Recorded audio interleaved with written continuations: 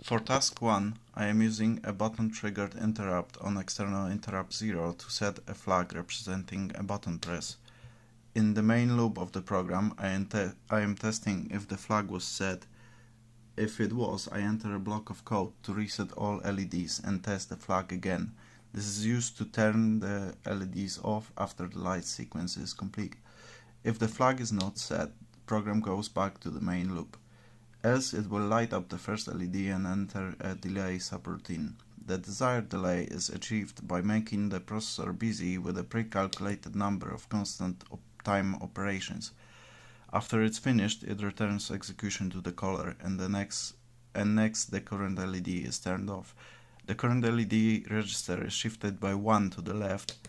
Pins 7, 6 and 5, where the LEDs are connected, correspond to the 3 most significant bits of port D. Therefore, if the shift operation has set the carry flag in the status register, then the LED bit in the register has wrapped around and the sequence is finished.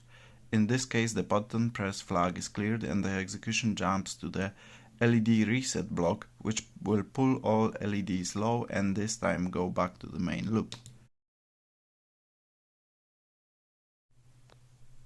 In the second task, I am using 2 interrupts to control the program execution flow. External button interrupt on digital pin 2 and timer 1 compare match interrupt. Thus at the start I enable external interrupt in 0 and set the trigger mask to the falling edge trigger mode. I set timer 1 clock prescaler to the value of 1024. Reset the current timer 1 value and set the timer 1's output compare register to the value of 50,000. I also designate LEDs pins to be output pins and the button pin to be input. Finally, I enable global interrupts. The 2 interrupts, when triggered, set flags press for button press and tick for clock tick for timer compare match. In the main loop of the program, I first check if the press flag is set. If it is, then the first LED is lit, timer 1 value is reset, timer 1 output compare A match interrupt is enabled, and press and tick flags and tick counter are reset. Next, the tick flag is checked. If it is set, another if statement checks if the tick counter is larger than 2.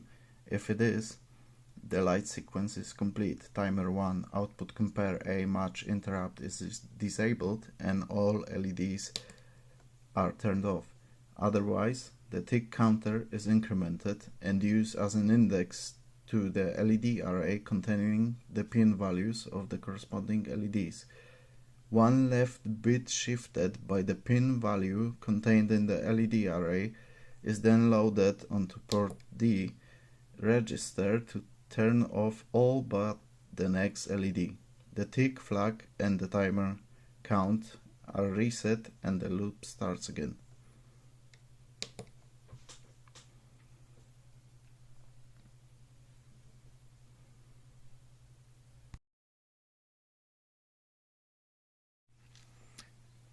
In task 3, faces of the dice were implemented as an array of bit masks on the port B to which the LEDs are connected. The flow of the program is controlled with a state enum and timer interrupt triggered flag. At the start of the program, the button pin is configured as an input and LED pins are set to output. Next, the external interrupt in 0 is enabled and configured to trigger on the falling edge. Timer 1 is configured with 1024 prescaler. When a button is pressed, the state of the program changes to the press state and the timer 1 output compare register is loaded with a value for the dice roll animation delay 1875, which corresponds to 120 milliseconds. The timer 1 counter and tick counter variable are reset and the state is changed to roll. While in the roll state, the program waits for the timer interrupt to occur, represented by the tick flag. Every time tick flag is set in the roll state, tick counter is incremented and the program displays a randomly generated dice phase. After 9 phases were displayed, the program turns off all LEDs and waits for 3 ticks or 460 milliseconds. Next, when the pause finishes, the timer 1 output compare register is loaded with a larger value equivalent to 3 seconds.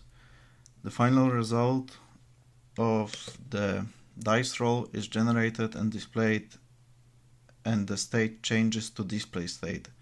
In the display state, the program once again waits for the timer interrupt to trigger, after which the flags and counters are reset. Timer 1 is disabled and the LEDs are turned off. The program state changes to idle and waits for the next button press.